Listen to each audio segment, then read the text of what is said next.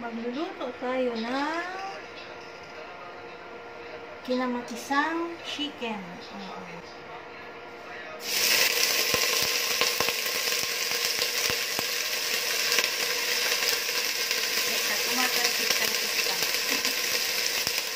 Ayan. Kailangan po natin siya i-saute. Ayan. 20 seconds lang po natin i-saute.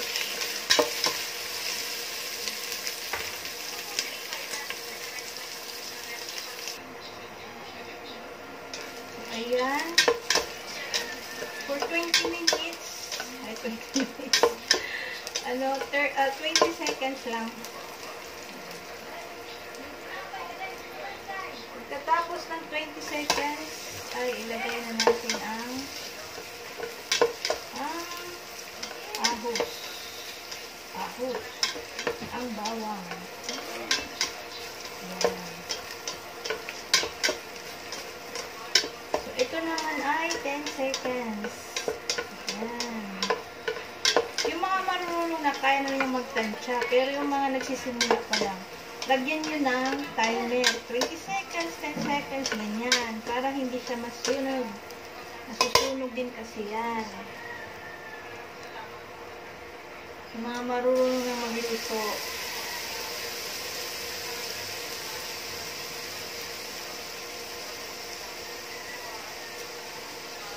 So, ilagay na natin din ang kamatis.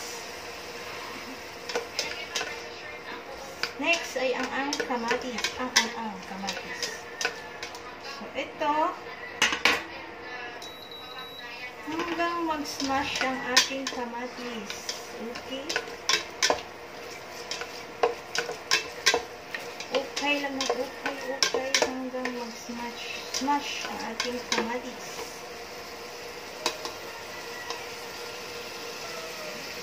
Ayan, malapit na siya mag-smash. Ayan. Hayaan nyo lang siyang mag-smash. So, kailangan ng ating yan. Hanggang malambot na ang ating kamatis. Ayan, malapit na.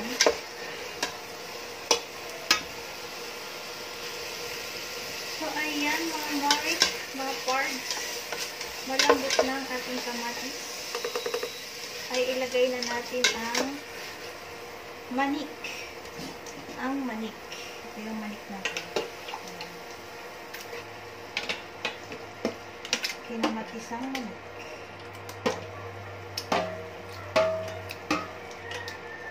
Yan. So ngayon, siyempre, okay-ukayin natin.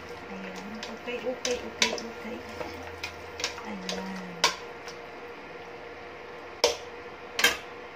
Tapos, siyempre, lagyan natin ng pamintang durog. And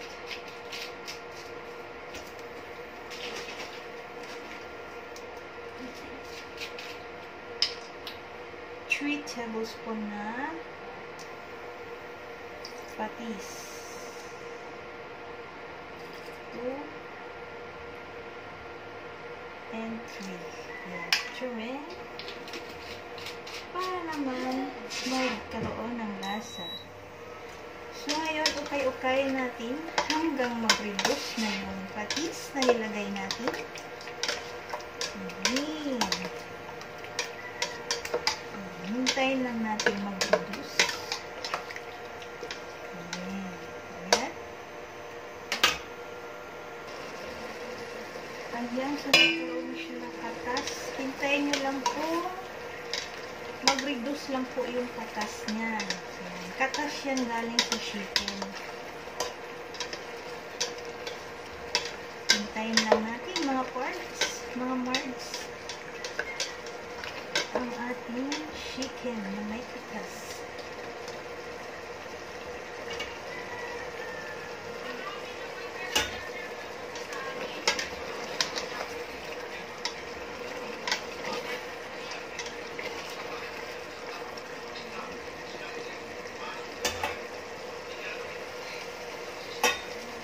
At ayun na nga, konting tiis na lang. Konting tiis na lang. Ayan. I-reduce natin yan. Sila, pag na-reduce na yun, lalagyan din natin yan ng tubig. Ayan, diba?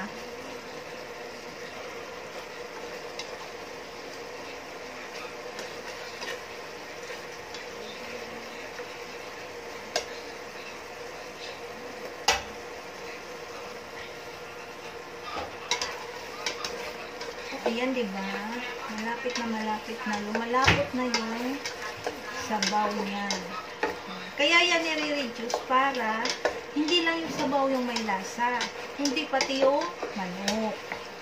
Ayan. Konti na lang. Kasi yung iba pag hindi nila ginaganto eh. Pwede na naman kayong mag-isa na walang na walang mantika. Gamitin na lang mantika ng manok. Ganun din. Lagay mo lang siya, tapos lagay mo ng lagyan mo lang ng patis, sibuyas, bawang, kamatis, yan. Tapos i-reduce mo lang. Maano rin naman yung kamatis na mamash. I-reduce mo. Yan, lalabas na yung ng manok, atas ng manok, tapos magiging mantika na ng manok ang kasabay. So, ayan, malapit na. Ayan siya, malapit na nga. Malapit na. Makain kasi ako.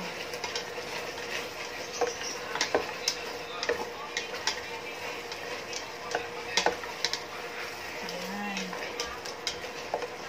Diba, malapot na siya.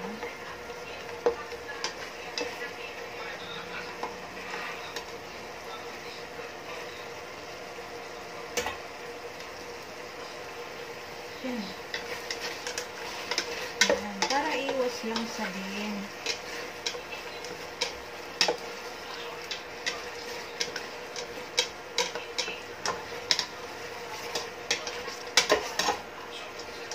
Ayan, malapit na.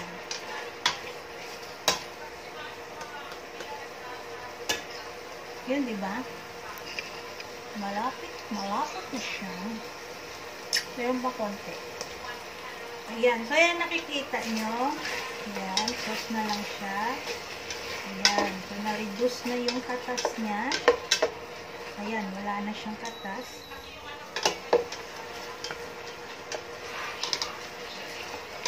Ayan.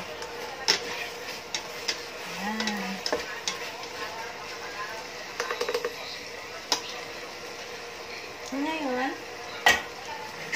ay! Wala na parang tubig.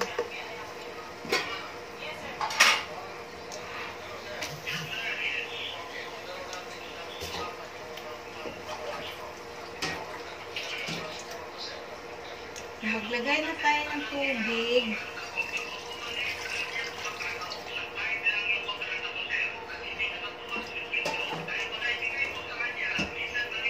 Tama lang lumubog ayan. Or 4 cups of water pag 1 kilo. 4 cups of water. Ayan. So, syempre, pagkatapos na, ay tanggalin muna natin dito yung dito sa gilid-gilid niya. At flavor din yan, sayang. So, ayan. Ayan.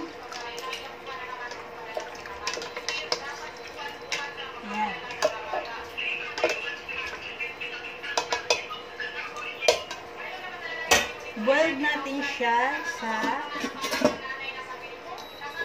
high. Boiled muna natin siya sa high. Boiled muna natin siya sa high settings. Ayan. Kapag nag-boiled na siya, ay pahinaan ang apoy. Okay, pahinaan yung init. Para, tapos boiled siya in 15 minutes. Sa low to medium heat lang. So, ayan na, kumulo na siya. Pagkulo niya, medium heat naman tayo. So, pakuluan natin siya medium heat for 15 minutes naman. Ayan, 15 minutes. So, ayan na nga. Ayan. So, So, wag niyong kalimutan pa lang, ukay-ukayin. Ayan. So, 15 minutes, wala pang 15 minutes. Ayan.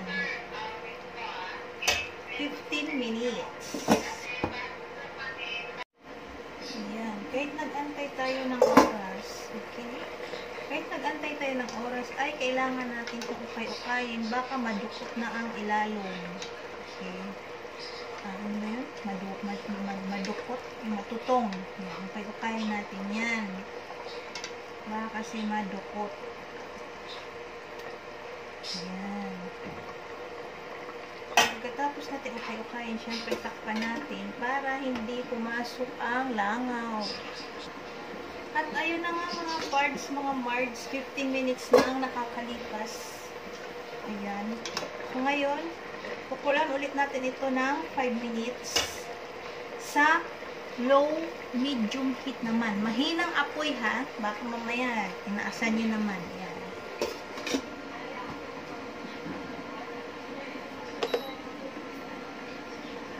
And after 5 minutes, tcharan! Ayan na siya. O, diba? So, ilagay na natin yung at syempre, tikman nyo yan kasi kanina natikman ko na siya at perfect ang lasa.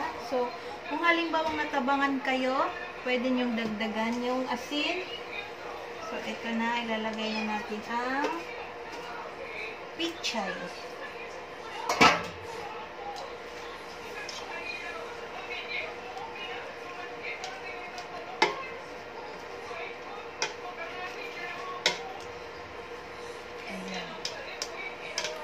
Hintayin na lang natin maluto ang pichay.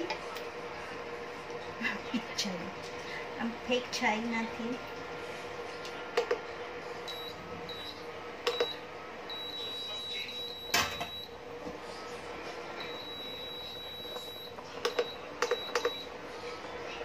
Ayan. So, hintayin na lang natin yung maluto.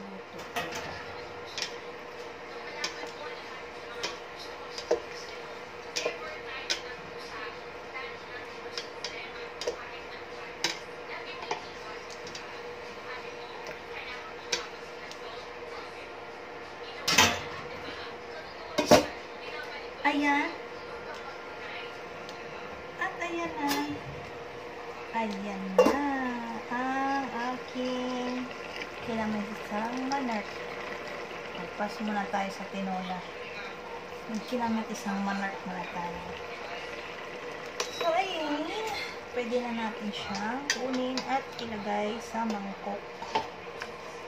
Ayan.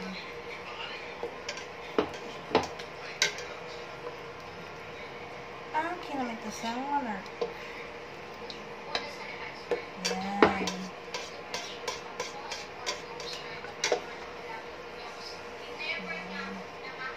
Ganyan ako magluto ng kinamatisang manart. O, diba? Ganyan ako magluto ng kinamatisan.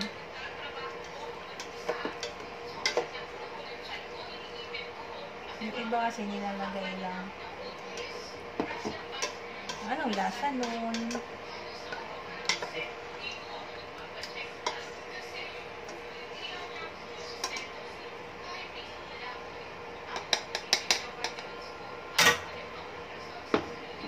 At ayan na nga mga farms, ang aking kinamatisang manok. So, kain na tayo.